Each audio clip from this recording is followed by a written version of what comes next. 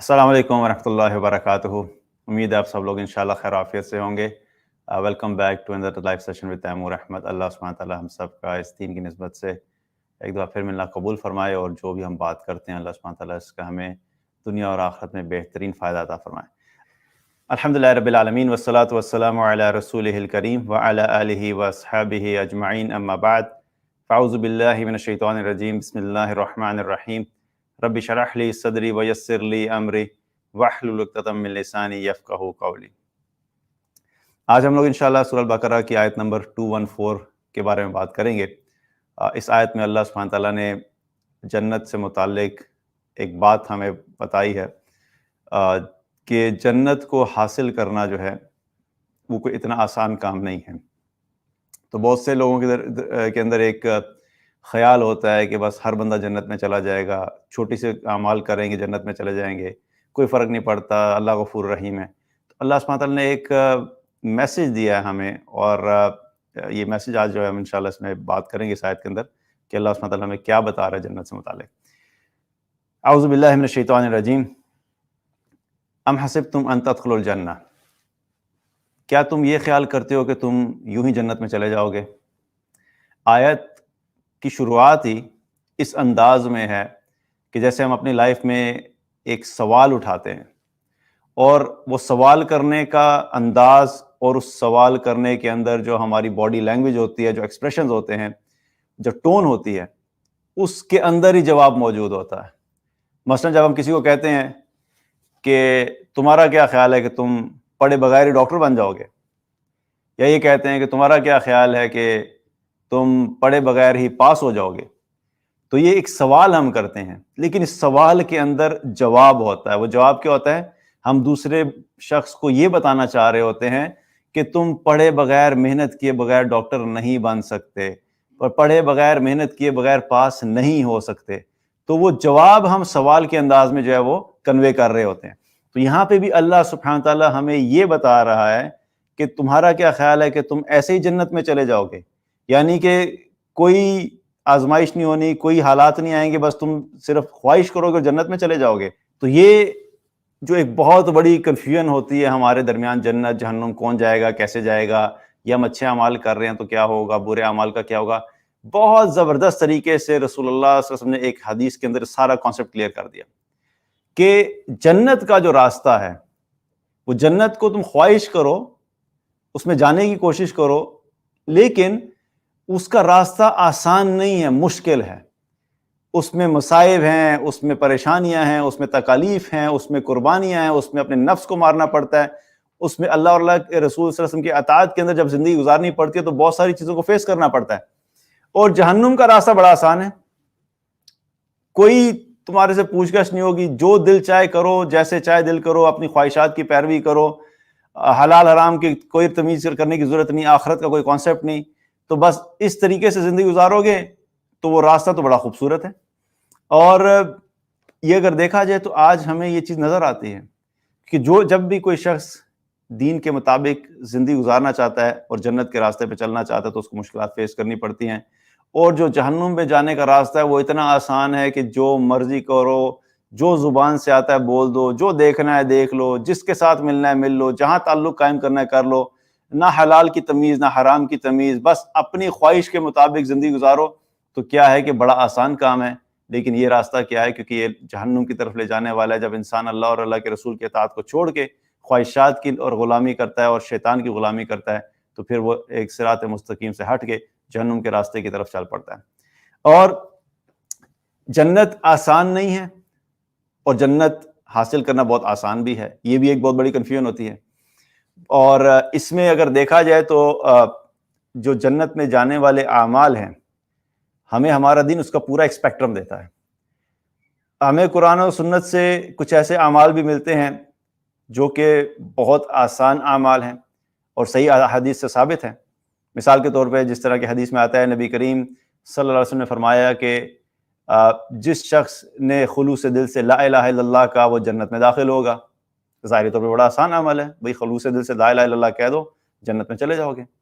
اسی طریقے سے ایک حدیث میں آتا ہے، نبی کریم صلی اللہ علیہ وسلم نے فرمایا کہ جو شخص بھی فرض نماز کے بعد آیت الکرسی پڑھتا ہے تو اس کے اور جنت کے درمیان صرف موت حائل ہے، یعنی اگر اس کے بعد اسے موت آتی ہے تو وہ جنت میں چلا جائے گا۔ اب فرض نماز کے بعد آیت الکرسی پڑھ لینا کوئی بہت مشکل کام تو نہیں ہے۔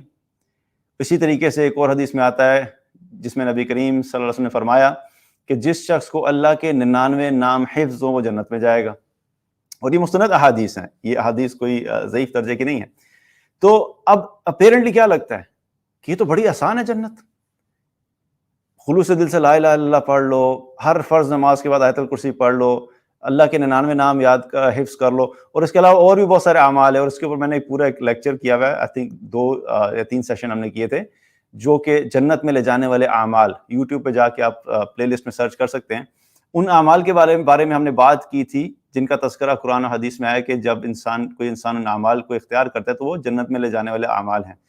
تو اپیرنٹلی کیا لگتا ہے کہ کچھ اعمال تو بڑے آسان ہیں، تو یہ والا آسان والے اسپیکٹرم کا جو ایک سائڈ ہے وہ بھی ہمیں پتہ لگ گئی، اور پھر اس کے ساتھ ساتھ جنت میں جانا اتنا مشکل ہے کہ اللہ تعالیٰ نے قرآن میں فرمایا ان اللہ اشتری من المؤمنین انفسهم واموالهم بان لهم الجنہ، اللہ تعالیٰ نے ایمان والوں کے جان اور ایمان والوں کا مال جنت کے بدلے میں خرید لیا ہے۔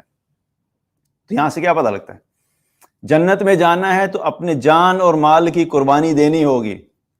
جنت اتنی آسان نہیں ہے، اللہ کی جنت حاصل کرنی ہے تو بڑا مہنگا سودا ہے، اس کے لیے تمہیں اپنی جان اور اپنا مال جو ہے وہ اللہ کی راہ میں لگانا ہوگا، تب جا کے جنت ملے گی۔ تو یہ 2 ایکسٹریم ہمیں نظر آتے ہیں۔ اس کا مطلب کیا ہے کہ ہمیں بحیثیت مسلمان ان تمام چیزوں کو ایز اے پیکج لینا چاہیے۔ آج ایک بہت بڑی کنفیوژن یہ کریٹ کی جاتی ہے کہ بہت سارے موٹیویشن اسپیکر کیا کرتے ہیں جی، آ کے وہ جنت کو اتنا مشکل بیان کریں گے کہ انسان سوچے گا بھی میرے واسطہ کام نہیں ہے۔ وہ لگتا ہے کہ صرف موٹیویشن اسپیکر خود ہی جا سکتا ہے اس جنت کے اس کانسیپٹ کے اوپر، باقی کوئی نہیں جا سکے گا۔ اور کچھ جگہوں کے اوپر کیا ہوتا ہے کہ اتنا آسان کر دیتے ہیں کہ ہر بندہ مطمئن ہو کے بیٹھا ہوئے یہ تو میں چھوٹے چھوٹے کام تو میں کرتا ہوں تو میں تو جنت میں جاؤں گا۔ اصل چیز کیا ہے کہ دین کے اعتبار سے جب بھی کوئی چیز آپ نے سیکھنی ہو وہ مستند جو ہے وہ سورسز سے لیا کریں۔ صرف فلسافیکل ڈسکشنز اور سائیکولوجیکل انٹرپریٹیشنز جو ہیں وہ دین کے اندر کافی نہیں ہوتی ہیں۔ دین جو ہے وہ قرآن و حدیث کا نام ہے، اور احادیث میں بھی جو مستند احادیث ہیں، جو چیز ہمیں کلیئرلی قرآن و سنت سے ملتی ہے we have to stick to that۔ اب اس سے باہر نکل کے کوئی اپنی فلسفی آپ کو جھاڑے اور جنت میں لے جانے کا ایک عجیب و غریب کانسیپٹ بتائے تو وہ آپ کو بھی کنفیوز کرے گا اور آپ کو صحیح طریقے سے صحیح راستے سے ڈسٹریکشن کی طرف لے جائے گا۔ اسی لیے جب بھی کوئی بات ہو دین سے متعلق، آخرت سے متعلق، تو اپنے آپ کو لمٹ کریں کہ جو چیز ہمیں جتنی جو ہے وہ قرآن و حدیث میں ملی ہے ہم اسی کے اوپر فوکس کر کے کریں گے، اور وہ بہت ہے۔ ایسا نہیں ہے کہ ہمیں ہمارے دین نے کوئی انکمپلیٹ انفارمیشن پہنچائی ہے، اس کو اگر آپ فالو کریں گے پراپر طریقے سے تو انشاءاللہ اللہ کی رحمت سے امید ہے کہ وہ کافی ہے۔ اگر کسی انسان نے کامیاب ہونا ہے تو اس کے لیے وہ انفارمیشن اور وہ علم جو دیا گیا ہے اس کی کامیابی کے لیے کافی ہے، اگر اس کے اوپر عمل کرے تو یہ ایک کانسیپٹ ہے۔ یہاں پہ اللہ بتا رہا ہے کہ دیکھو جنت اتنی آسان نہیں ہے، اور اگر یہ دیکھا جائے جو 3 احادیث میں نے آپ کو بتائی، 3 اعمال جو آسان ہیں، اصل چیز کیا میٹر کرتی ہے؟